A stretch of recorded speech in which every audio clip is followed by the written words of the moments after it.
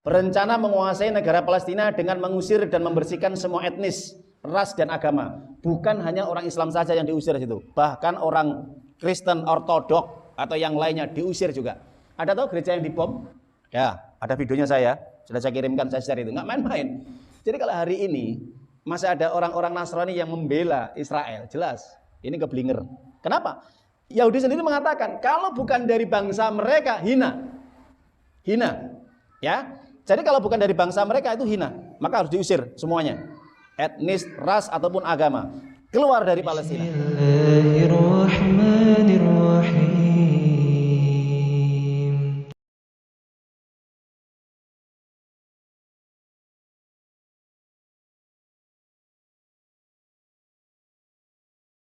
Rasulullah sallallahu alaihi wasallam, ittaqillaha haitsuma kunta wa bi saytala sanatambuha wa khaliqin nas bi khuluqin nasan.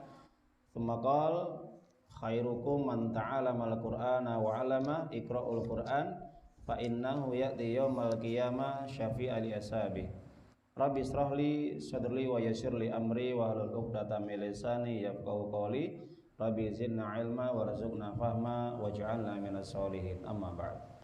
Alhamdulillah, para jamaah Bapak Ibu kaum muslimin yang dimuliakan oleh Allah Ta'ala, tidak lupa mari kita bersyukur kepada Allah Ta'ala yang dimana pada kesempatan yang berbahagia ini alhamdulillah kita masih dipertemukan kembali dalam kondisi sehat, dalam kondisi waktu yang diberi kelonggaran oleh Allah Ta'ala, dan ini merupakan nikmat yang Allah berikan kepada mereka yang dipilih oleh Allah untuk bisa memanfaatkan, menggunakan dua nikmat ini. Kenapa? Karena dua nikmat ini merupakan sarana juga untuk menjadikan seorang itu menjadi orang yang soleh, menjadi orang yang beriman, menjadi orang yang taat. Itu apabila mereka menggunakan nikmat sehat ini digunakan untuk ketaatan, dan juga nikmat waktu ini juga digunakan untuk amal ibadah. Sehingga dua nikmat ini kalau digunakan maka akan menumbuhkan, membuahkan barokah. Sehingga orang yang betul-betul bisa menggunakan, memanfaatkan nikmat waktu yang longgar dan nikmat sehatnya, maka itu akan berbuah barokah, sehingga bernilai pahala dan Allah pun akan semakin cinta dan ridho kepadanya.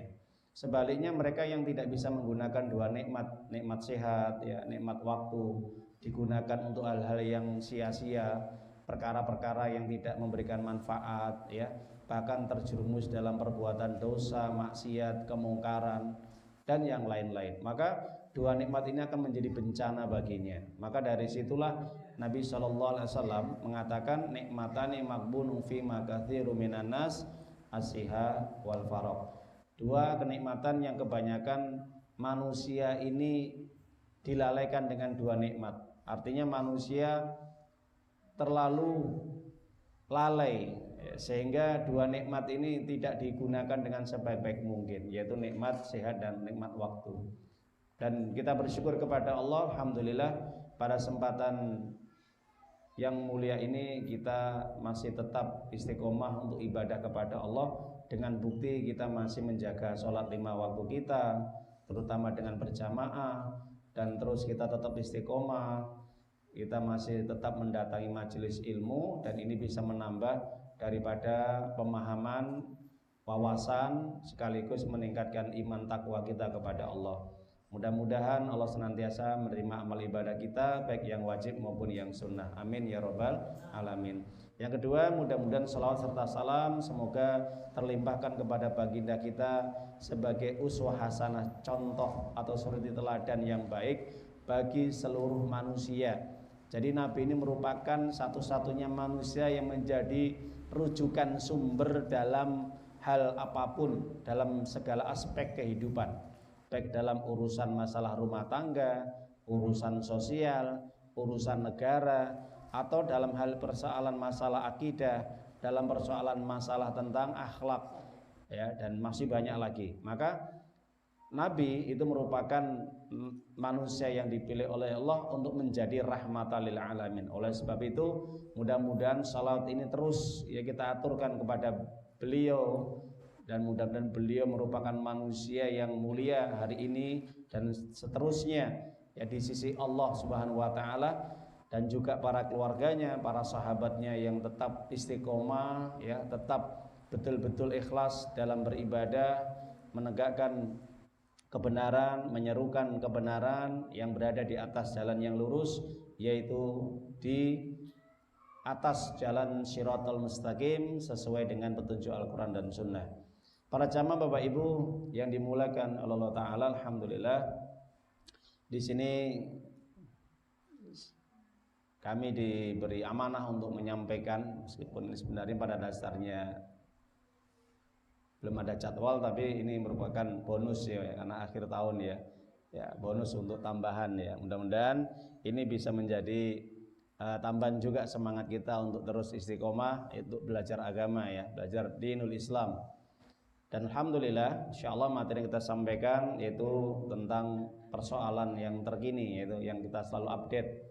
Bagaimana kita menelusuri, memahami dari kejadian konflik yang hari ini terjadi di Timur Tengah, terutama di wilayah Syam, pada khususnya di Palestina ya. Meskipun pada hakikatnya terjadinya konflik perang antara orang kufar Yahudi, atau kalau istilahnya teroris Zionis Israel laknatullah alaihi, dengan kaum muslimin ya, terutama warga Palestina, dan juga termasuk sekutu-sekutunya yang membelanya, menolongnya, yang melebar ke negara-negara yang lain, mulai dari Yaman, kemudian mulai juga dari Lebanon dan yang lainnya. Dan mudah-mudahan insya Allah nanti dari pemaparan kita, perjalanan atau kisah sebelum adanya konflik, kita akan menelusuri daripada nasab atau keturunan dari Yahudi dan munculnya adanya konflik tersebut, penyebab-penyebabnya, dan apa saja tujuan Israel atau Zionis Israel ini menguasai negara Palestina atau menjajah Palestina. Ini akan kita bongkar insya Allah ya, kurang lebihnya. Sebelum kita masuk materi yang pokok, tadi saya merenungi, memahami apa yang disampaikan, dibacakan oleh imam tadi di dalam surah Al-Maidah ya, surat yang kelima, diawali dengan ayat yang ke-50 ya, 1, yang dimana di situ diterangkan poin yang paling inti adalah 54, 55. Di dua ayat ini para jamaah Bapak Ibu, di dalam surat Al-Maidah yang kelima, Allah Ta'ala telah mengungkapkan, menjelaskan karakter, ciri atau sifat orang-orang yang dijanjikan oleh Allah akan nanti didatangkan di muka bumi ini, yaitu satu kaum ini yang betul-betul istimewa dan luar biasa, yang nanti akan Allah turunkan di muka bumi ini, yang betul-betul sifatnya sesuai dengan Al-Quran yang dibacakan imam tadi, surah Al-Maidah 54, 55. Ini poinnya ya, poinnya kita ambil poinnya ya. Kalau kita pahami di dalam Al-Quran ayat tersebut 54 tadi, Allah mengatakan ya ayyuhalladzina amanu may yartaddim minkum an dini fasawfa ya'tillahu biqaumin yuhibbuhum wa yuhibbuna adillatin 'alal mu'minina 'izzatin 'alal kafirin yujahiduna fi sabilillah wa la yakhafuna lawmata la'im dzalika fadlullah yu'ti may yasha wallahu wasi'un 'alim. Ya. Apa kata Allah? Hai orang-orang yang beriman, siapapun di antara kalian kalau berani murtad, tantang sama Allah. Ya. Siapa di antara kalian wahai orang yang mengaku beriman, berani riddah, murtad, keluar dari Islam, meninggalkan syariat Allah, tidak mau merespon aturan-aturan Allah, mengamalkan ajaran-ajaran Allah, mengikuti perintah-perintah Allah, bahkan berani melanggar aturan-aturan Allah, larang-larang Allah, maka kata Allah, nah ini fasawfa ya'tila biqaumi yuhibbuhum wa yuhibbuna. Kata-kata fasaufa, saufa ini kalau dalam grammar Arab atau yang dinamakan nahwu merupakan bentuk yang akan direncanakan oleh Allah. Ingat. Jadi kalau kita belajar Quran, ini tidak lepas daripada grammar. Makanya untuk memahami daripada tafsir Quran ini harus paham yang namanya nahwu dan sorof ya. Pentingnya di situ kita. Maka kita bisa memahami tafsir nanti. Lah, di situ Allah mengatakan fasaufa, saufa ini adalah identik yang akan datang, ya, seperti saufa ta'lamun ya di dalam surat At-Takasur itu ya. Maksudnya Allah sudah merencanakan, mengagendakan 14 abad yang telah lalu. Nanti di akhir zaman Allah sudah persiapkan kaum yang luar biasa dan istimewa, yang memiliki ciri-ciri karakter yang sesuai dengan firman-Nya di dalam ayat tersebut. Apa saja karakter sifat yang diagendakan oleh Allah, direncanakan oleh Allah, yang dimana kaum ini betul-betul diistimewakan sama Allah, yang akan menjadi corong bagi seluruh kaum muslimin nanti pada hakikatnya. Maka di sini Allah mengatakan yang pertama, karakter sifat kaum yang nanti sudah Allah persiapkan, yang akan betul-betul mereka menunjukkan kebaikan, kemuliaan di hadapan seluruh manusia dan menolong agama Allah, memuliakan agama Allah, meninggikan kalimat Allah. Maka yang pertama adalah mereka yuhibbuhum wa yuhibbunah. Kaum tersebut, orang-orang tersebut, ya, kelompok tersebut, kata Allah, adalah kelompok yang betul-betul mencintai Allah, lebih diutamakan, diprioritaskan daripada kecintaan mereka terhadap apapun yang mereka miliki. Ingat para jamaah ibu, jadi ini nggak main-main kelompok ataupun kaum yang istimewa, kaum yang luar biasa. Makanya sampai di situ mengatakan yuhibbuhum wa yuhibbuna. Kaum, kelompok yang betul-betul mereka lebih mengutamakan Allah, memprioritaskan Allah daripada semua apa yang mereka miliki di kehidupan dunia ini. Artinya kecintaan mereka, loyalitas mereka itu lebih dominan, lebih kuat daripada kecintaan mereka terhadap dunia. Dan ini dibuktikan. Ya, orang-orang seperti ini adalah orang-orang yang karakternya adalah mereka lebih mencintai agama Allah. Mereka lebih mengutamakan amalan-amalan, perintah-perintah yang tertuang di dalam Al-Quran dan Sunnah Rasulnya. Nah, ini kecintaannya dibuktikan betul orang-orang seperti ini, ya.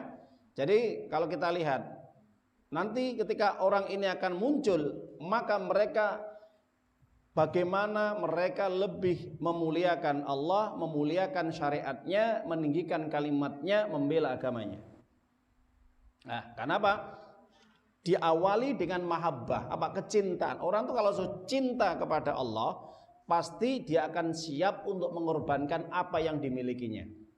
Tenaga, waktu, pikiran, harta, bahkan nyawa pun akan dikorbankan untuk Allah. Kenapa? Ini sudah Allah agendakan. Ya, ini kita bisa menganalisa ini, bisa memahami ini, ya. Itu yang pertama.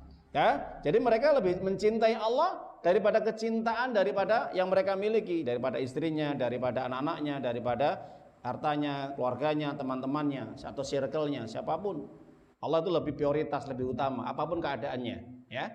Nah, sehingga kalau sudah cinta seperti ini, Allah turunkan cintanya Allah kepada mereka. Artinya mereka akan ditolong, mereka akan dijaga, mereka akan dikuatkan keimanan mereka, diteguhkan kedudukan mereka, dan dimenangkan di atas musuh-musuhnya. Ya, mana buktinya? Allah mengatakan adillatin 'alal mu'minin, 'aizatin 'alal kafirin. Sifat yang kedua setelah muncul loyalitas kepada Allah, maka di dalam dirinya ada sifat-sifat yaitu yang betul-betul mulia. Keras terhadap orang-orang kafir, ya, tidak ada kompromi apapun. Ketika orang-orang kafir mereka menodai kehormatan umat Islam, mereka yang betul-betul memuji agama Allah, sunnah Rasulnya, syariatnya, mereka yang terdepan untuk membela. Mereka terdepan untuk membela. Mereka keras mereka terhadap orang kafir ketika orang-orang kafir itu menghinakan agama Islam, memusuhi kaum muslimin. Mereka yang akan betul-betul menjadi pembelanya. Ini keras. Yang juga sifat yang ketiga adalah mereka adillatin 'alal mu'minin, ya, bersikap lemah lembut, ruhama bainahum, ya.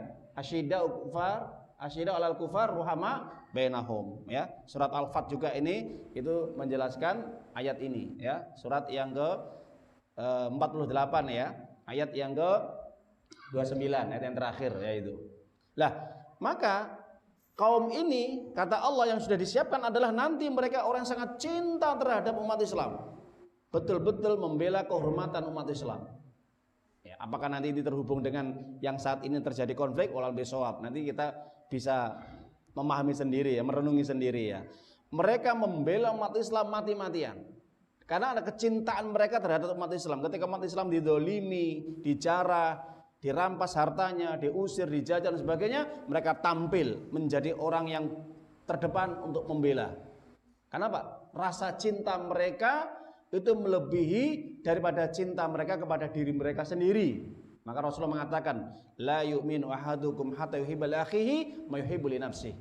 Dalam hadis Imam Bukhari katakan, kalian tidak dianggap sempurna, bukan hilang imannya, tapi tidak sempurna imannya sampai kalian mencintai saudara kalian sebagaimana kalian mencintai diri sendiri. Jadi kecintaan terhadap saudaranya lebih prioritas daripada cintanya dia terhadap diri sendiri. Artinya lebih mementingkan persoalan kebutuhan umat Islam daripada persoalan kebutuhan diri sendiri. Artinya egois lah itu.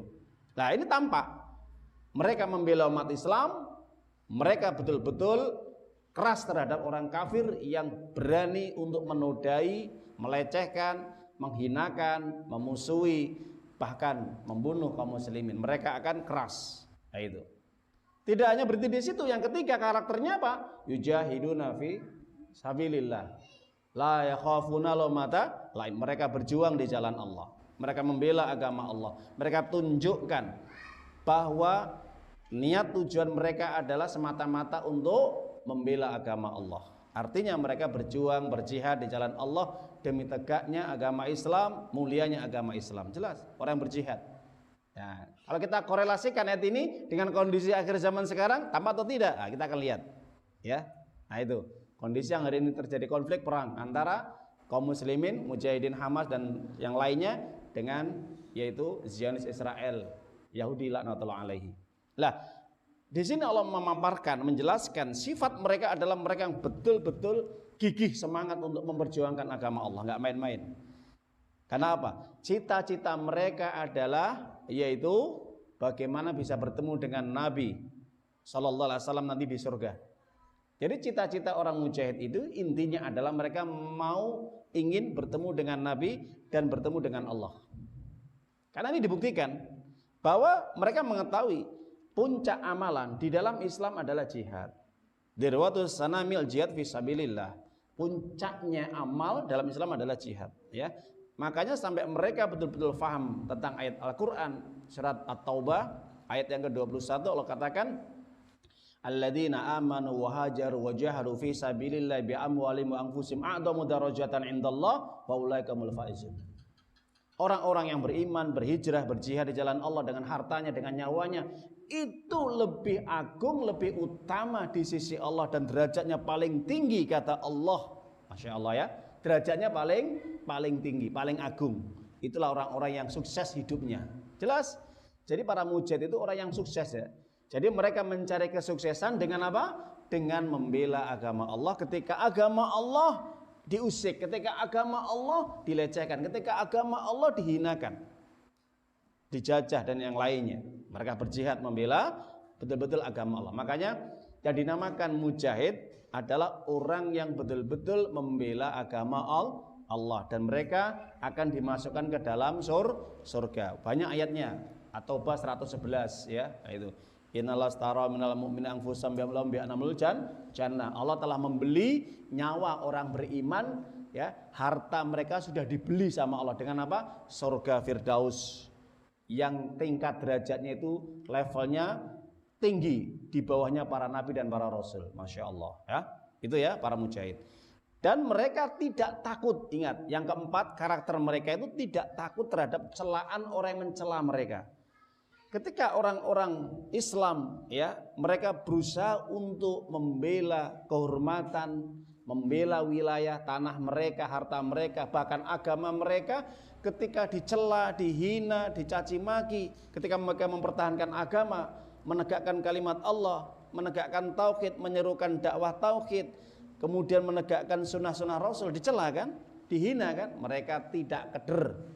Mereka tidak takut, mereka tidak bersedih hati, mereka tidak putus asa, mereka tetap terus istiqomah. Sampai kapan? Sampai datang kematian mereka.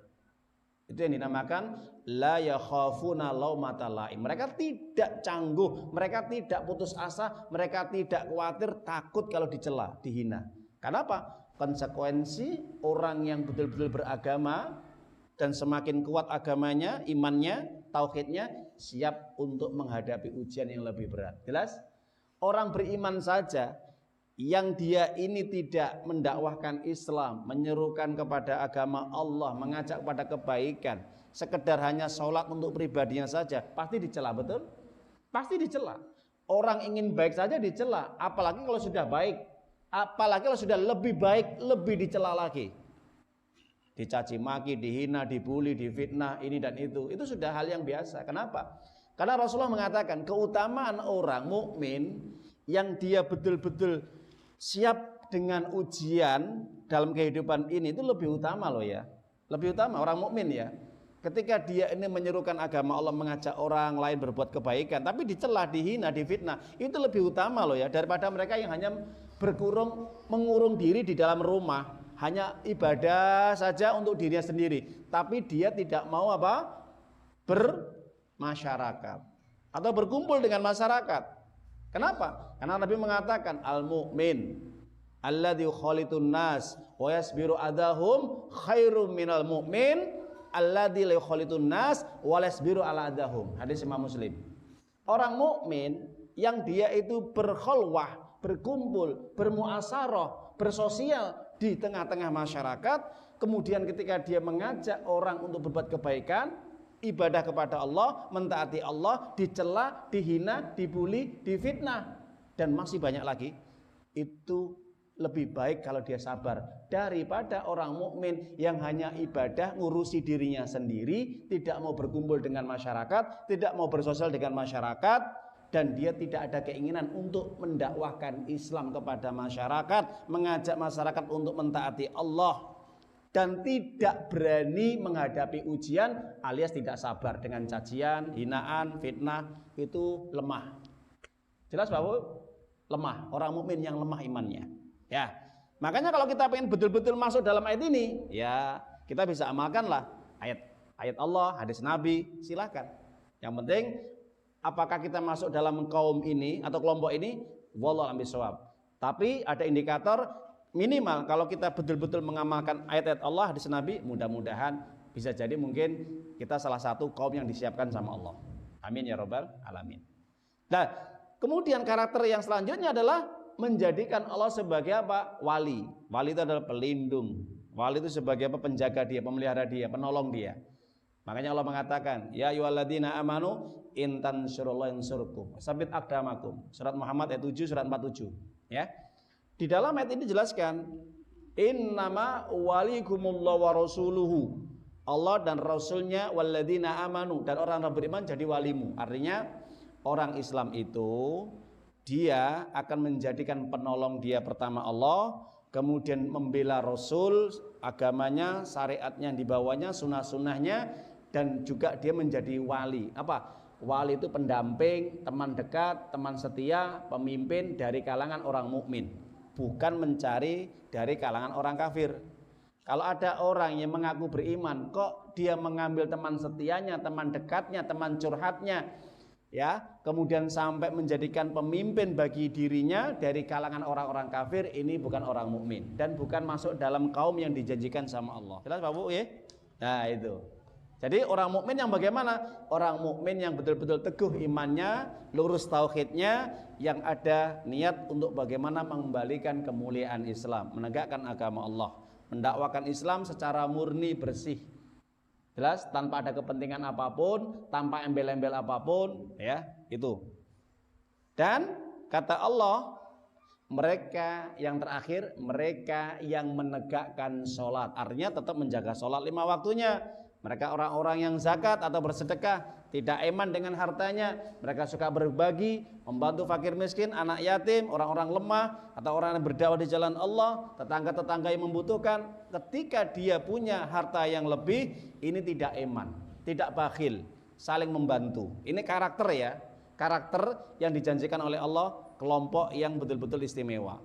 Dan mereka tetap menegakkan agama Allah secara totalitas. Ingat, rokiun wahum rokiun adalah yang tunduk patuh kepada Allah dan betul-betul menjalankan syariatnya tanpa terkecuali. Ya, Ya, jadi para jamaah ibu, itu yang sedikit saya sampaikan pemaparan terkait dengan kandungan ayat Allah surat Al-Maidah 5455. Apakah kita termasuk wallahu a'lam bishawab? Kalau memang kita pengen masuk dalam ayat ini ya kita harus mengaca diri. Bagaimana pribadi kita, sifat kita, karakter kita, iman kita, amal soleh kita, akhlak kita ya.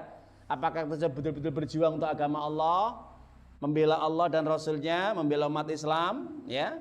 Apalagi kita dihadapkan dengan konflik yang hari ini kita sudah jelas di depan kita, yaitu konflik antara orang-orang kafir Yahudi dengan umat Islam, kaum muslimin. Para jamaah ibu yang dimuliakan oleh Allah Subhanahu wa taala, kita akan memasuki materi inti adalah ada permintaan dari takmir yaitu untuk membahas masalah bagaimana terjadi adanya konflik ya di Palestina ya. Sebelum kita nanti menjelaskan niat dan tujuan Zionis Israel menguasai Palestina, maka kita akan lihat sejarahnya. Di dalam Al-Quran Allah menetapkan bahwa Bani Israel ya, ini diawali di dalam Al-Quran ya. Awal kalimat Allah mengungkapkan Bani Israel atau Israel ya. Ini nanti ada sejarahnya terkait dengan perjalanan mereka, kehidupan mereka dari Nabi Ibrahim alaihissalam sampai keturunannya. Jadi mulainya startnya dari Nabi Ibrahim alaihissalam.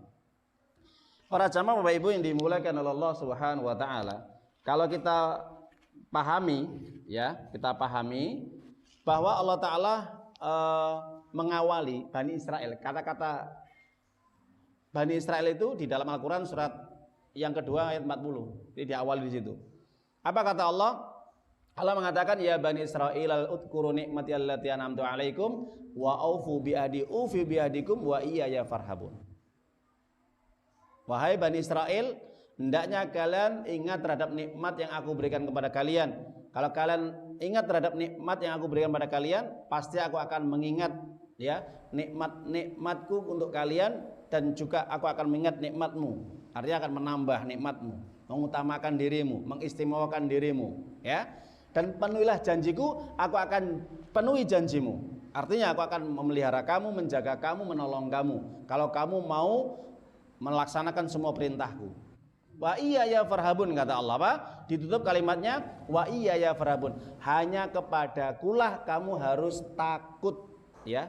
Takut apa? Kalau kamu berani menyelisih perintahku. Meskipun ketika di awal ayat ini dari perjalanan ayat berikutnya, yang nanti ketika Bani Israel ini sejarahnya itu mengiringi Nabi Musa alaihissalam dan Nabi Harun alaihissalam, ada pembangkangan, betul ya? Pembangkangan, ada ketidaktaatan, ada keingkaran, ya, dan juga masih banyak lah, ya, kezoliman, kesombongan. Nah itu sejarah. Ya. Jadi kalau antum baca Al-Quran Al-Baqarah itu, pada dasarnya di dalam surah Al-Baqarah namanya kan sapi betina. Itu memang menjelaskan bagaimana sifat karakter orang-orang Bani Israel, yang cikal bakalnya akan menelurkan keturunannya kepada nanti kaum Yahudi.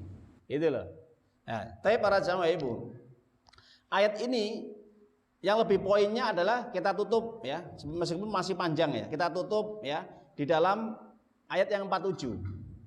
Intinya Bani Israel adalah bangsa yang betul-betul dimuliakan oleh Allah, diutamakan, diprioritaskan dari bangsa-bangsa yang lain pada saat itu. Saat itu loh ya, bukan sekarang ya, pada saat zaman mereka.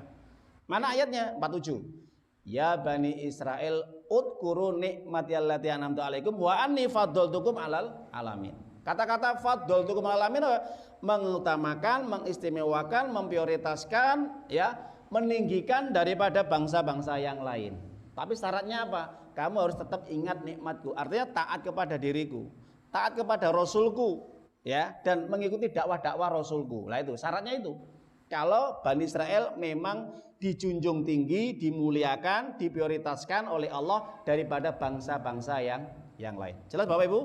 Oke, selesai ya. Ini ayat pembukanya. Al-Baqarah 40, poinnya intinya adalah bangsa Israel dulu pada masa itu bangsa yang betul-betul dimuliakan sama Allah. Nah, sekarang kita lihat sejarah garis nasabnya. Kata-kata Israel ya, ini kalau orang-orang Ibrani ya, orang-orang Yunani ya. Itu kalau kita kembali pada dasarnya adalah itu silsilahnya kembali kepada Nabi Ibrahim alaihissalam. Jadi berangkatnya dari Nabi Ibrahim alaihissalam. Nabi Ibrahim alaihissalam pertama menikah dengan Sarah. Menikah dengan Sarah kemudian memiliki putra yang namanya Ishak. Jelas Bapak Ibu nggih? Ishak ya. Dan ketika menikah yang kedua kalinya dengan Hajar, itu punya putra yang bernama Ismail. Jelas? Nah, Ismail ini posisinya nanti di wilayah Arab ya. Yang cikal bakalnya keturunannya sampai kepada Nabi Muhammad SAW, Nabi kita yang mulia. Sedangkan Sarah, istri pertama dari Nabi Ibrahim alaihissalam, yang kemudian memiliki putra namanya Ishak, kemudian Ishak ini kemudian menikah dengan Ribka, ya. Saat itulah lama nggak punya keturunan. Bunda berdoa pada Allah dikasih keturunan, akhirnya punya keturunan 2 anak. Ya, yang pertama adalah Yakub, yang kedua adalah Yusai. Nah, Yakub daripada Yusai ini merupakan anak yang betul-betul soleh, lebih baik dan sebagainya. Ya, kelihatan dari ibadahnya dan sebagainya. Nah, itu. Bani Israel atau Israel maaf ya. Ini apakah mereka ibadah? Iya, semuanya ibadah. Taat kepada Allah ya, sholat ya, zakat. Perintahnya sama sebenarnya. Perintahnya sama Pak Bu ya. Jadi keturunan-keturunan Nabi Ibrahim atau Nabi Ishak ya, itu sebenarnya ibadah. Mulai Nabi Yakub sampai putra-putranya ke bawah itu loh. Nah, kemudian Nabi Yakub sudah dewasa ya. Kemudian menikah. Nah, sebelum beliau menikah memang orang-orang Yunani dulu atau orang-orang Ibrani ya, mereka menjuluki Nabi Yakub itu sebagai apa? Israel atau Yusrael. Yusrael ya, ini bahasa Ibraninya adalah apa? Yaitu orang yang senang mengadakan perjalanan malam. Nah itu. Jadi senangannya kalau beliau itu safar gitu ya. Jadi Nabi Yakub itu senangannya bahasa safar. Kemudian setelah itu Nabi Yakub alaihissalam karena terbiasa safar dari satu tempat ke tempat yang berpindah-pindah, sampai dikenal saat itu dia adalah hamba yang soleh juga. Akhirnya dilekatkan kepada pribadinya namanya Yisrael. Yisrael adalah Yusra ya, adalah yaitu hamba yang soleh. El adalah Allah. Artinya para orang yang mengembara untuk menuju Allah. Jelas? Atau ada yang dimakan adalah hamba yang soleh yang dekat dengan Allah. Ya itu, makanya di situ muncul namanya Israel. Lah, ada namanya Bani Israel lah, karena kan punya anak. Nabi Yakub menikah, juga istri 2, ya. Istri 2, yang dimana Nabi Yakub alaihissalam ketika dia menikah, yang dimana ketika menikah dengan, ya saya lupa istrinya, Lea atau, lah ketika menikah istri pertama itu punya 10 anak.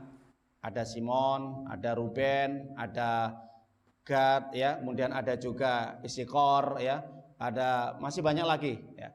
Nah, kemudian nikah yang keduanya itu memiliki putra Yusuf dan Benyamin. Itu ada belum ya? Memiliki 2 anak Yusuf dan Benyamin. Lah, dari 12 ini nanti punya suku-suku, cabang-cabang ya. Ya termasuk anaknya Yahuda ya.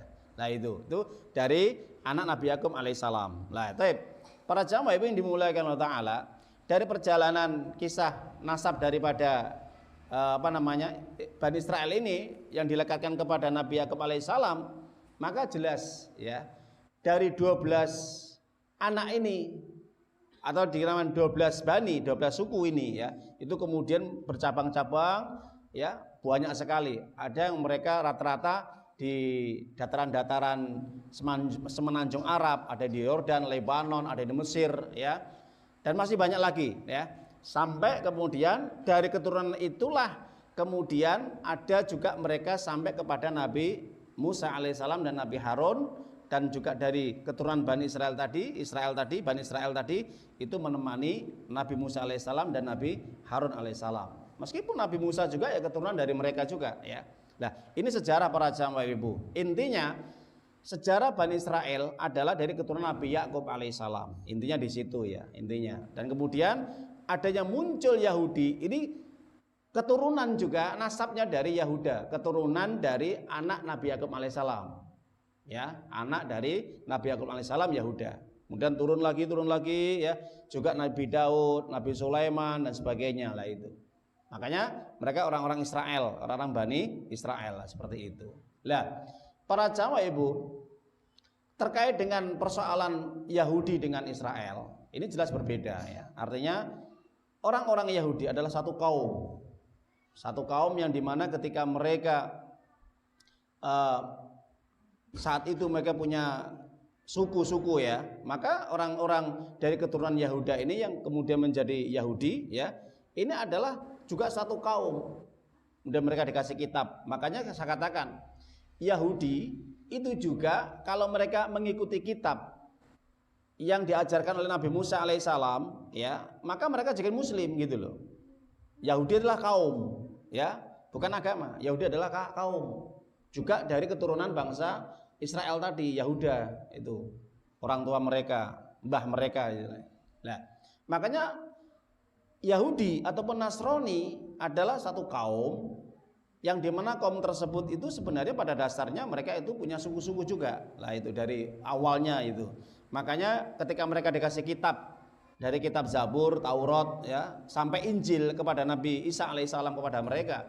Nah, maka penyebutan Yahudi ataupun Nasrani itu kalau mereka beriman kepada Allah, taat kepada Allah, mengikuti dakwah para rasulnya, mengamalkan ajaran-ajaran ya Islam yang diserukan oleh para rasul mereka, para rasul Allah, mereka menjadi orang muslim. Jelas ya?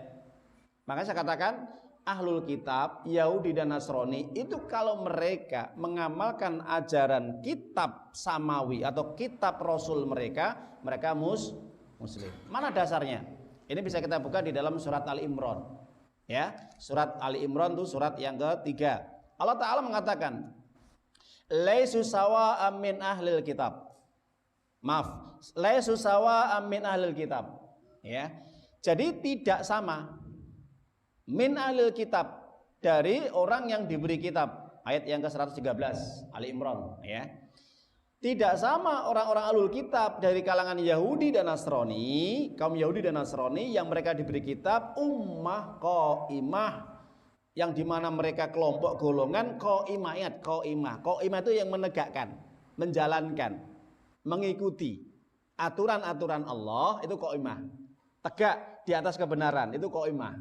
Ya, seperti kalau kita baca surat An-Nisa 34, ar-rijalu qawwamuna 'alan nisa. Laki-laki adalah pemimpin bagi perempuan atau istri-istrinya. Artinya mereka menjadi orang yang tegak di atas keluarganya, menjadi pemimpin, pelindung, pengayom dan yang lainnya. Itu namanya qaim atau qawwamun, ya, qayyimun. Nah itu. Lah, yasluna ayatillah, ingat di sini Allah mengatakan kalau mereka betul-betul mau membaca ayat-ayat Allah siang dan malam. Siang dan malam. Artinya mempelajari kitab Taurat, mempelajari kitab Injil atau kitab Zabur yang dibawa oleh para rasul mereka, ya, Nabi Musa, Nabi Daud dan Nabi Isa alaihissalam. Betul? Nah, maka dari sini para jamaah Bapak Ibu, ketika mereka dikatakan oleh Allah adalah kaum yang taat kepada Allah, kalau mereka mau apa? Tadi membaca kitab, mengamalkan kitab, wahum yasjudun, salat. Apa? Salat.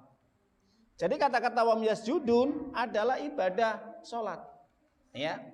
Jadi para jamaah Ibu, Bani Israel juga ya, sampai keturunannya kepada Yahudi atau kaum Yahudi atau menjadi kaum Nasrani, kalau mereka mengamalkan semua isi kitab samawi yang diberikan kepada mereka dari para rasul mereka, mulai Zabur, Taurat, Injil, maka mereka orang mukmin, mereka orang muslim. Jelas?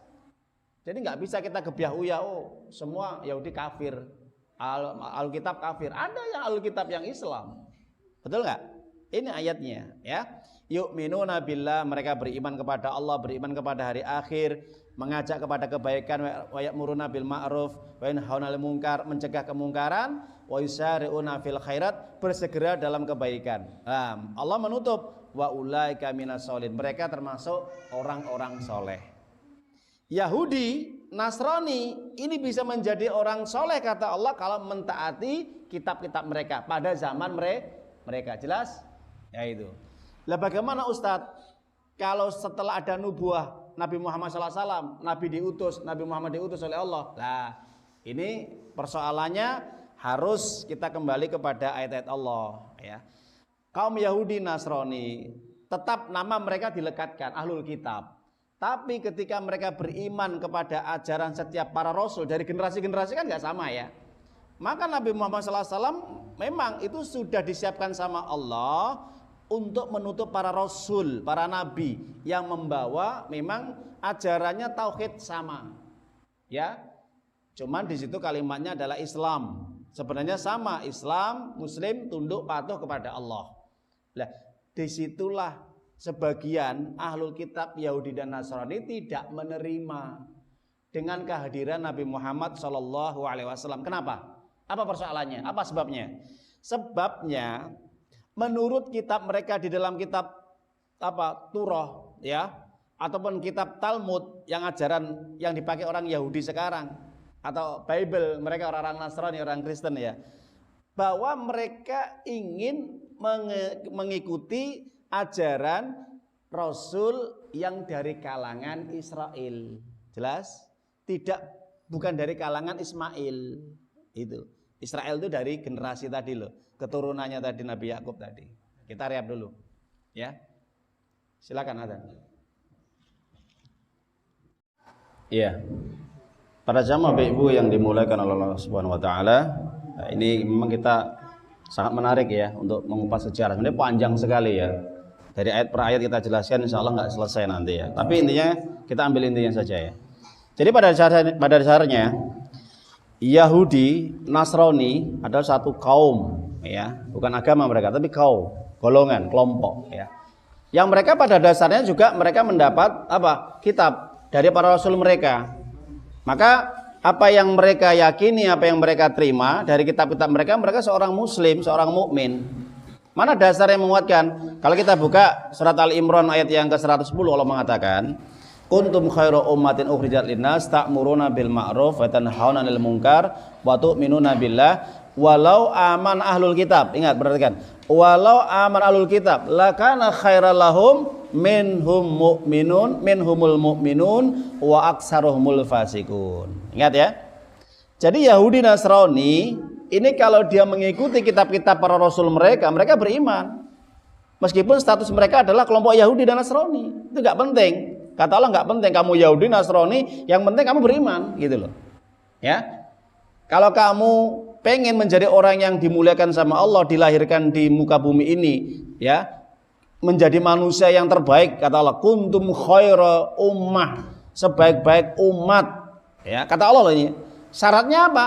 Ta'muruna bil ma'ruf wa tanhauna 'anil munkar wa tu'minuna billah.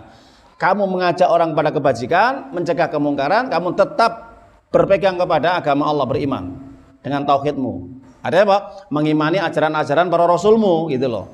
Di dalam kitab Taurat, Zabur dan Injil. Nah, walau amal ahlul kitab lakana khairan, seandainya mereka ahlul kitab Yahudi dan Nasrani, ingat, mereka mau beriman itu lebih baik bagi mereka.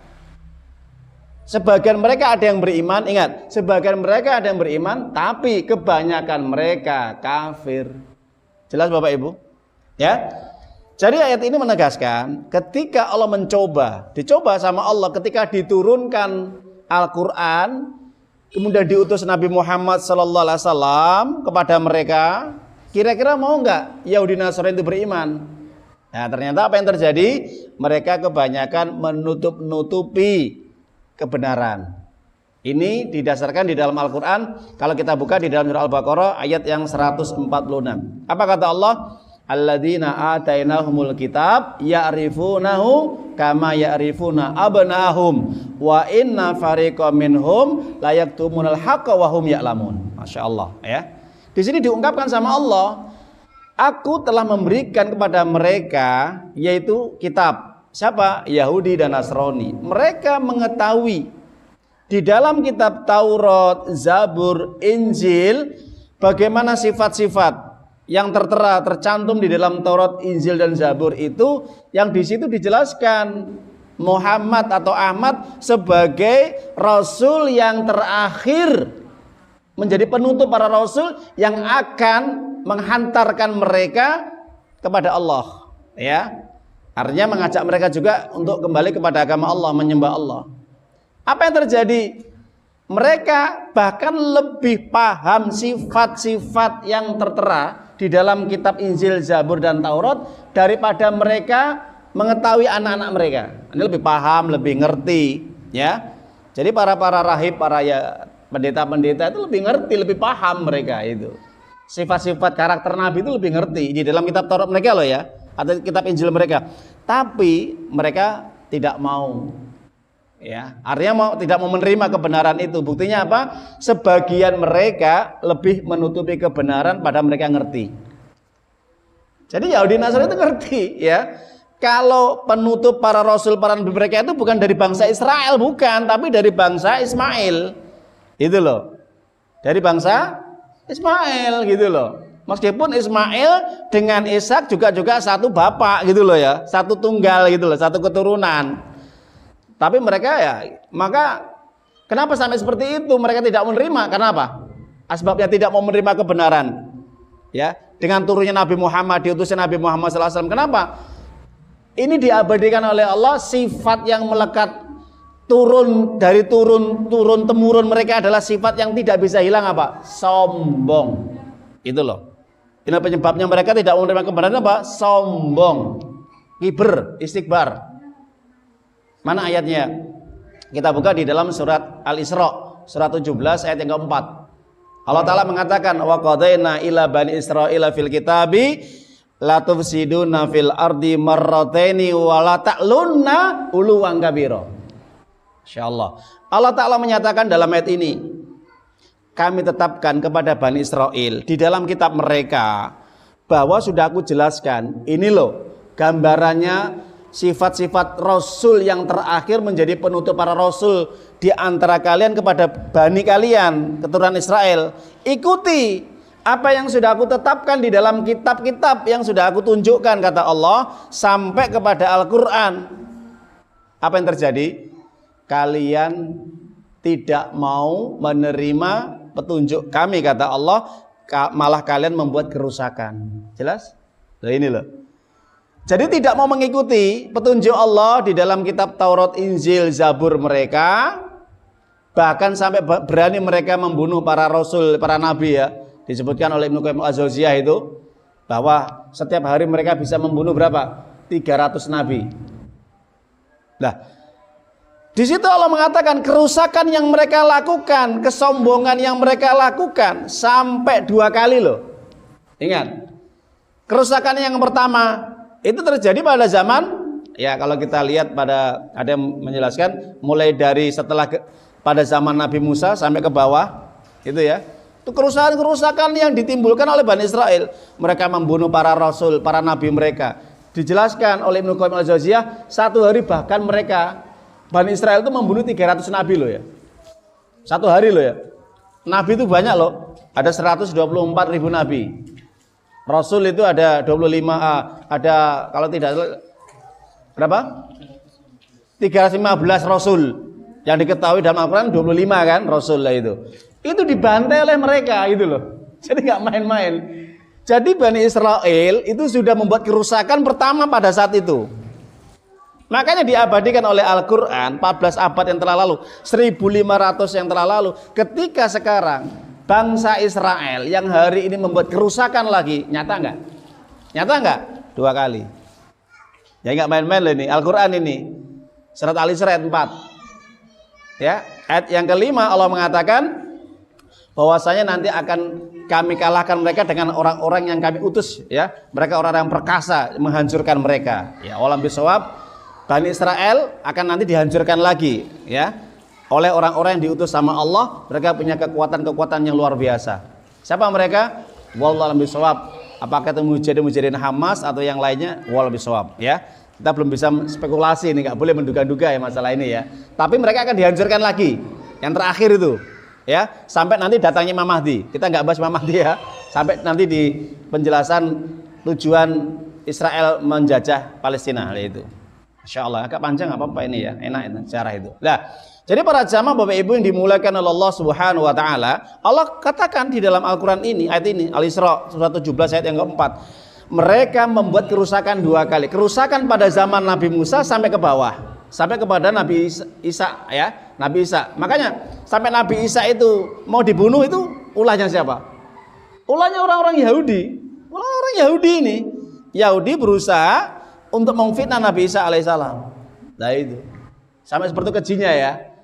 Makanya nggak heran kalau Bani Israel itu sampai membantai, membunuh para nabi 300 dalam 1 hari. Kata Ibnu Qayyim al-Jauziyah di dalam kitabnya. Lah, kemudian mereka menyombongkan diri. Apa sombongnya? Tidak mau menerima kebenaran. Saking sombongnya akhirnya muncul apa Bapak Ibu? Kebencian, permusuhan.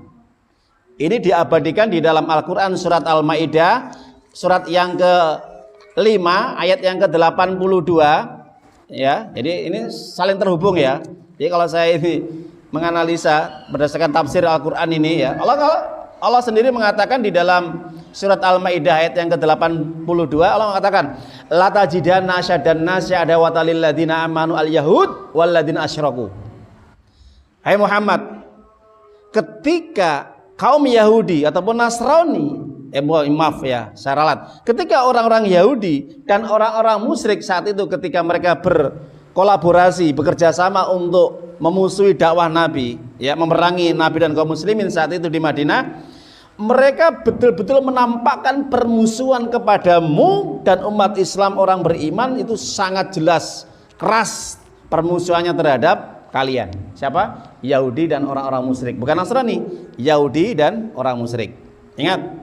Jadi awal cikal permusuhan itu meletup ya ketika Rasulullah SAW mengusir 3 bani di Madinah, Quraidah, Bani Qonaiqa, Bani Nadir. Kenapa? Mereka suka melanggar janji yang diikat oleh Nabi dan kaum muslimin kepada mereka. Dilanggar itu janjinya. Tidak boleh membunuh, tidak boleh menjarah, tidak boleh menzalimi, tidak boleh ini dan itu. Mereka ingkar. Jelas? Nah itu, ada kasus yang wanita itu di pasar itu ya, sampai tersingkap auratnya, dibela orang muslim, orang Islam dibantai juga orang Yahudi, diusir mereka. Bani Quraidah yang mereka akhirnya memata-matai Nabi dan kaum muslimin, kemudian memberikan informasi kepada orang musyrik dalam untuk menyerang Rasulullah dan umat Islam. Ada jadi perang Kandak itu ya, lah itu membuat parit-parit itu Bani Quraidah melanggar janji itu. Mereka bergabung kepada orang musyrik. Mereka menjadi mata-mata orang musyrik. Lah jelas ini orang Yahudi. Sejarah ini. Ya, Al-Maidah 82 surat yang ke-5. Hai Muhammad, kalian akan mendapati orang yang paling kuat, yang paling besar permusuhan terhadap engkau dan orang mukmin adalah Yahudi dan orang musyrik, bukan Nasrani. Ya. Jadi orang Nasrani tersulut juga kebencian, permusuhan juga. Ini juga yang ngompori orang-orang Yahudi. Ya. Terjadinya perang-perang, terjadi perang perang dunia 1, 2, meruntuhkan khilafah dan yang lainnya, itu perannya adalah Yahudi. Na'udzubillah min dzalik ya. Jadi para jamaah Bapak Ibu yang dimuliakan oleh Allah Subhanahu wa taala, ini jelas ya gambarannya ya. Kemudian ditegaskan lagi di dalam surat Al-Baqarah 120. Apa? Walan tardu angkal yahudu wala nasara hatta tattabi'a millatahum. Tidak sekali-kali mereka siapa? Yahudi dan Nasrani mereka ridho terhadap apa? Agamamu, syariatmu yang kau bawa Muhammad yaitu Islam, sampai mereka Muhammad dan pengikutnya mengikuti milah mereka. Milah mereka. Apa milah? Milah itu kalau penafsiran para ulama itu ada mengatakan adalah yaitu apa? Syariat, aturan hukum, agama, keyakinan, ya, pemikiran, ideologi dan masih banyak lagi, itu milah ya. Jadi kalau ada umat Islam kalau mengikuti milah mereka, contohnya tahun baru nanti ya, itu tahun baru ya, itu yang meramaikan siapa? Ya, yang meramaikan siapa? Datanya tahun baru yang meramaikan siapa? Umat Islam. Umat Islam yang meramaikan, bukan orang-orang Yahudi Nasrani sendiri. Karena mereka tahu, ya, mereka tahu bahwa orang Islam itu dimurtadkan sedikit demi sedikit, bukan langsung diajak murtad kembali kepada agama Yahudi, diajak kepada agama Yahudi atau Nasrani, bukan, tapi dirusak pemikiran mereka, ideologi mereka, keyakinan mereka, hidup mereka, ya, tata cara hidup mereka, apapun ibadah mereka dirusak. Caranya bagaimana? mereka mengikuti tata cara ibadah mereka, ideologi mereka, pikiran mereka, ya, model kehidupan mereka, keyakinan mereka. Lah itu mengikuti. Ya, ini nanti banyak ya. Tidak akan terjadi hari kiamat sampai umat Islam mengikuti Yahudi dan Nasrani, ya, sedikit demi sedikit ya, sejengkal demi sejengkal, sehasta demi sehasta, sampai masuk ke lubang biawak pun umat Islam akan mengikutinya. Siapa? Yahudi dan Nasrani. Bukhari Muslim. Para jamaah Bapak Ibu, itu runtutannya ya. Sekarang poin intinya sedikit saya jelaskan. Saya menulis di mana ya? Tulisan tadi mana?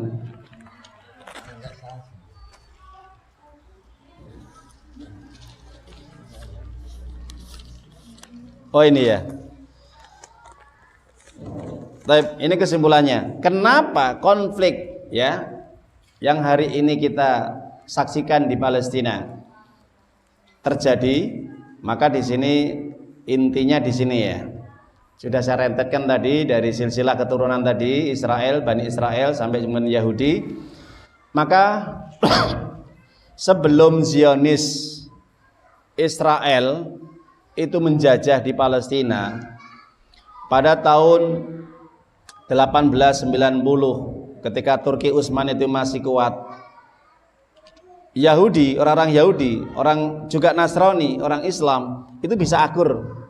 Ya, di Palestina itu bisa akur. Bahkan seorang syekh dari Timur Tengah menyatakan, menulis kitabnya, sebelum datang Zionis Israel menjajah menguasai negeri Palestina hari ini, ya, itu Yahudi Nasrani itu masih baik. Kenapa? Itu di bawah kekhilafan Turki Utsmani. Lah, terjadinya kemudian Zionis Israel itu menjajah Palestina, intinya adalah ketika perang terjadi dunia pertama sampai kedua, yang di saat itu orang-orang Yahudi itu digenosida, dibantai, dibunuh habis-habisan sama apa? Sama namanya apa? Nazi. Ya betul, Nazi.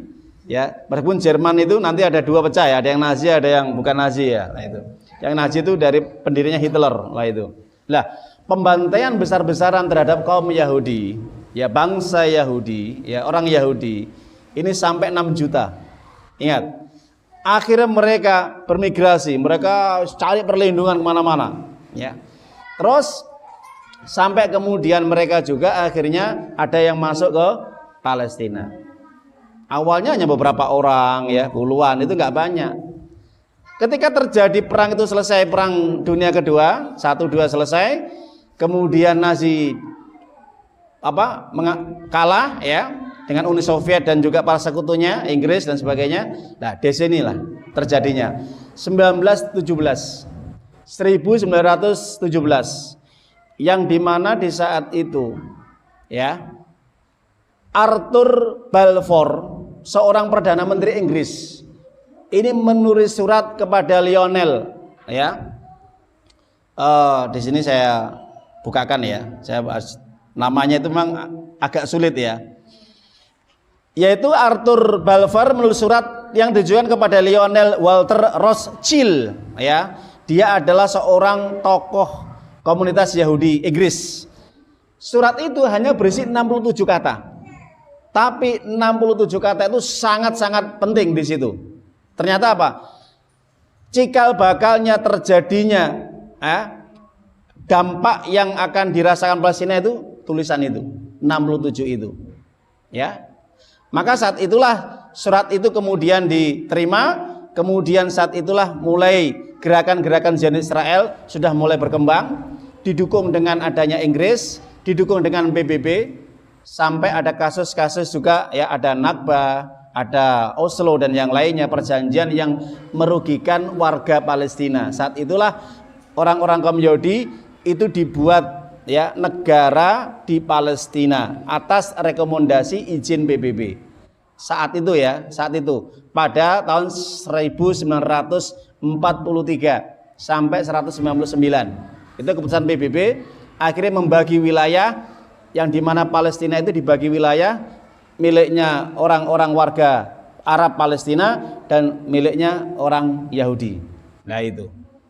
Lah, terjadinya mulai mereka penjajahan, pembunuhan, pembantaian itu 1948. Saat itu Zionis Israel ya itu didukung penuh oleh Inggris dan mendapat dukungan juga dari negara-negara Eropa yang masuk dalam Perserikatan Bangsa-Bangsa atau PBB. Artinya PBB merekomendasi adanya pendirian negara Israel di wilayah Palestina.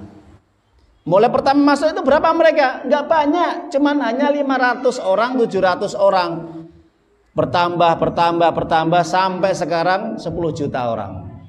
Bayangkan, ya. Akhirnya mereka bisa menguasai Palestina. Yerusalem dikuasai, tepi barat dikuasai.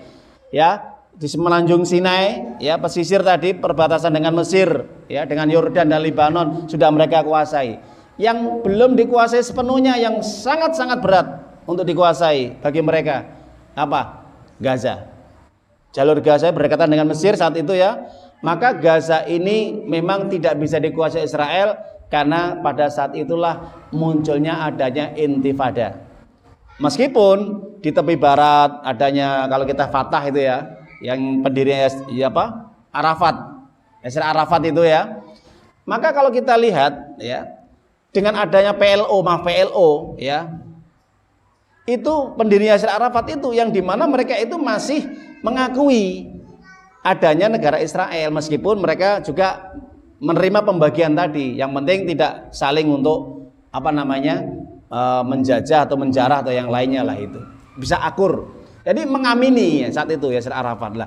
Yang tidak menerima kehadiran penjajah Israel atau Yahudi Israel adalah satu-satunya adalah penduduk Gaza. Maka kan munculnya intifada 1986 yang Prakasai yang didirikan oleh Ahmad Yasin, Syekh Ahmad Yasin. Lah itu. Ahmad Yasin ini pendirinya intifada pertama, intifada 2 lah itu.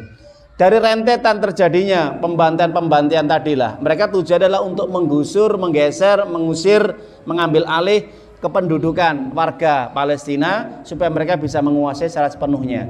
Kalau ini Gaza dikuasai betul oleh Israel, ya, Israel atau Zionis ini, maka jelas mereka ingin menguasai seluruh dunia karena dengan sumbernya kekuatannya adalah di Palestina. Itu yang dijanjikan menurut agama mereka dalam kitab mereka Torah dan Talmud.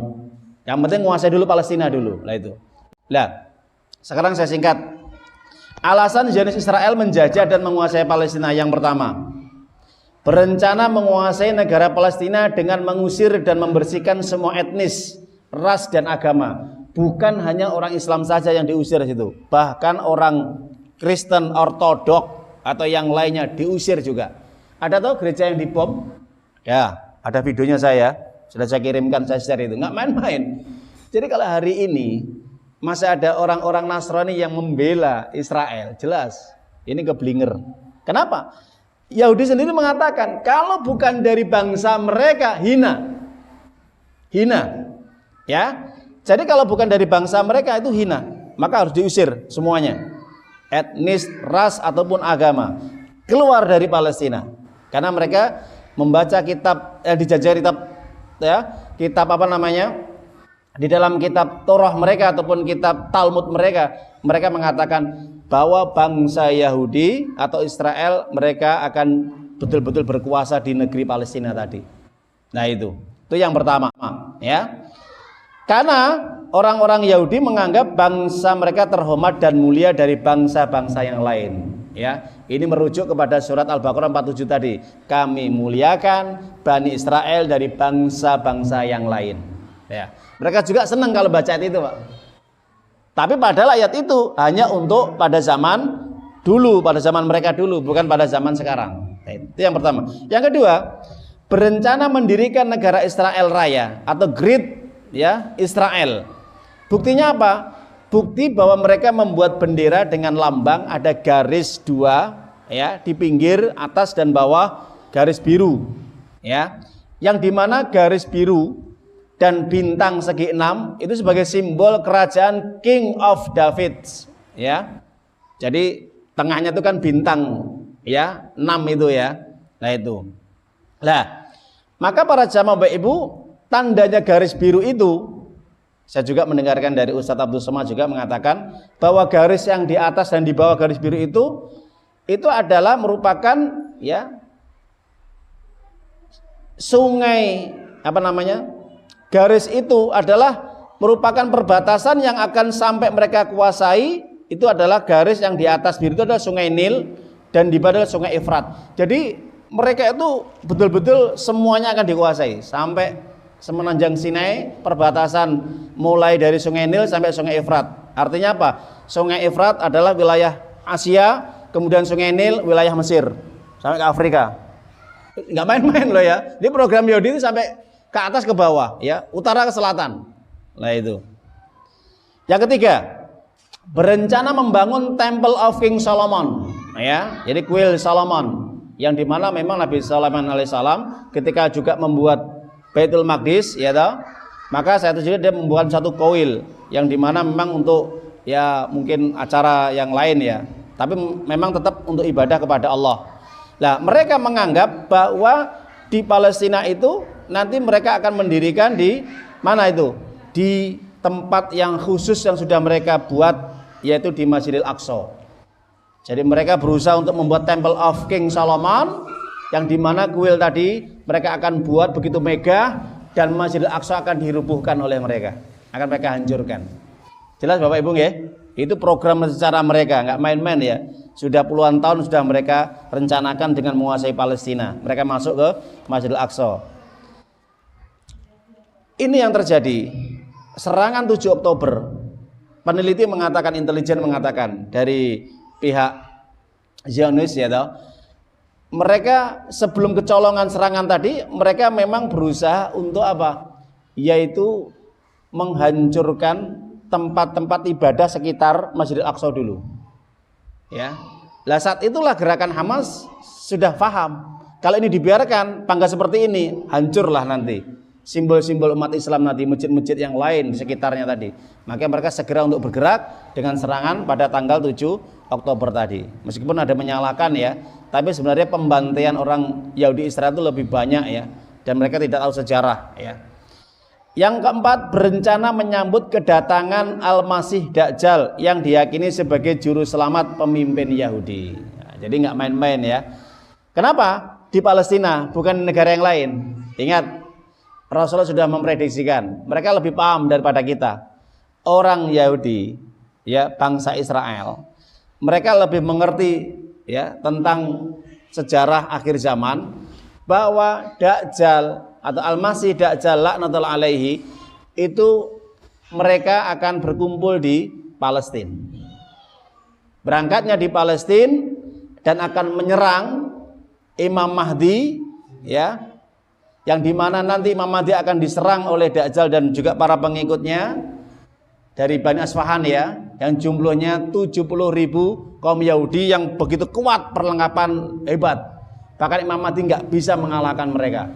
Maka dari situlah ya disiapkan Nabi Isa alaihissalam tidak diwafatkan oleh Allah. Tujuannya apa?